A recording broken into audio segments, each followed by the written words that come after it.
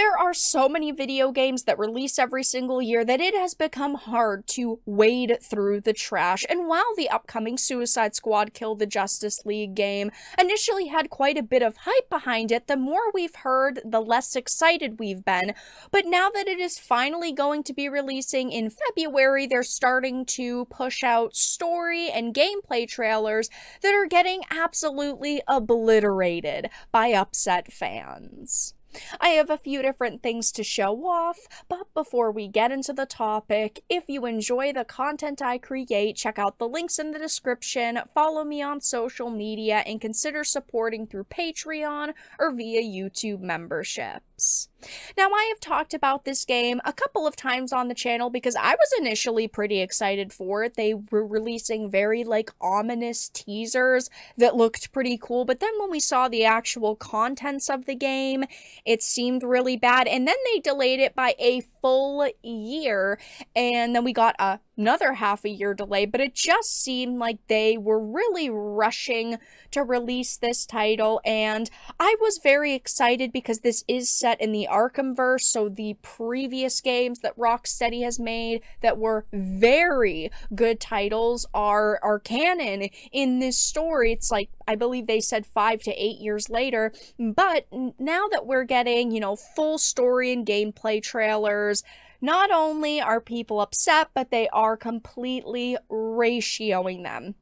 This is the Suicide Squad Insider 1 story and gameplay video. It's got 376,000 views with a measly 11,000 likes and 21,000 dislikes. It still looks very rough, okay? It does not look like it is going to be the title that we wanted. I mean, it really looks crazy, like they went all out. All of these characters have these insane movement abilities, and they're jumping over buildings, and they've got these guns, and they're fighting these crazy monsters, and the character models look terrible. I'm sure you all have already seen Harley Quinn. I've talked about her new model a few times, but if you look at the first Arkhamverse title, and look at that Harley Quinn compared to this one, they are drastically different. I mean, she just looks cheap. She looks like a cheap Halloween costume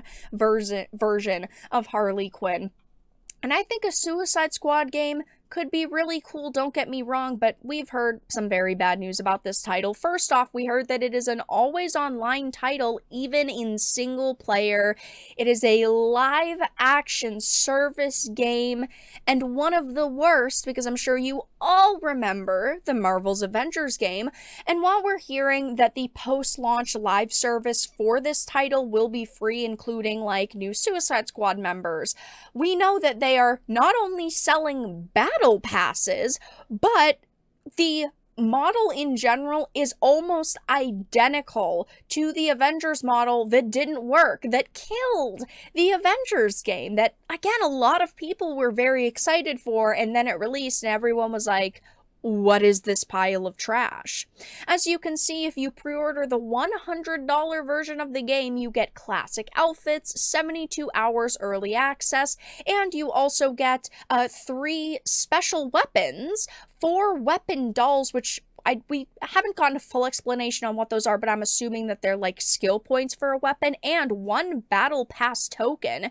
And it just unfortunately seems like they are following in the footsteps of failure. And yeah, obviously people are not happy, judging by the ratio, but there's over 3,700 comments on this YouTube trailer, and just to read a few, people are saying things like, as a Rocksteady fan since 2009, seeing them make 3 near-perfect games back-to-back, then to go to an RPG shooter live service that looks destined to fail is actually kind of heartbreaking, and I completely agree. I love the Arkhamverse trilogy, do not get me wrong. And I would love a continuation, but this is not the continuation that any of us wanted. I just wanted to say rest in peace to Kevin Conroy. This is the only saving grace of this game, is that it is Kevin Conroy's last performance as Batman. It is so heartbreaking to even sit here and have to say that. It's so, like, on one hand, I don't want this game to fail because it is the end of his career right here. But at the same time, it is hard to watch a game that has so many obvious problems. I just can't sit here and praise it. I mean, do not fall for this marketing. They're trying to say things like it has this continuously evolving metropolis, and there's going to be tons of new playable villains and environments and weapons and in-game events, and it's going to have this big, unique gameplay experience, and it's going to have open world exploration, but I just cannot trust them at this point. Now, even though the lineup of characters seems pretty decent, all of these releases that they've just done, all of this information that they've just given us proves how out of touch they are with their audience and how they really haven't listened to us over the months. Because I remember when they announced the delay to February, they had said that they were going to listen to fans, they were going to fix things, and they said that they were going to be changing elements of the game, and a lot of people were really hoping that that meant they would do away with battle passes, they would give us more free content, they would actually try to listen to us, but unfortunately it really seems like that is not the case, so there's no reason to trust them. And yeah, if you're a very big fan of the Arkhamverse, you're probably going to want to play this to see the story. If you are a very big fan of the Suicide Squad or the Justice League, you may want to, sink your teeth into this title, but they are following the Avengers game that was a massive disaster, and I really cannot sit here and say that I have high hopes for this title. I just think it's going to release. I think it's going to face major backlash. And I just think that all around it's probably going to fail like many live service games have done. They shove so much time and money into these titles and think live service is the future. Surely it's going to make us a lot of money. But look at something like Marvel's Avengers. We heard that it never made them money, and then of course they shut it down 2.5 years after release because they said, well, we're not making any money, we're not going to keep putting development time into this, we're just going to move to the next project. So maybe this will be more successful.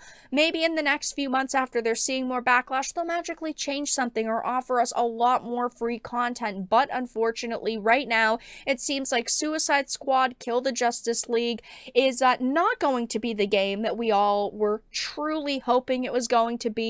Of course, as you see, the trailer is getting ratioed, and overall people are just not very happy with the content we're getting in this title. But that's all that I really had to discuss in this video.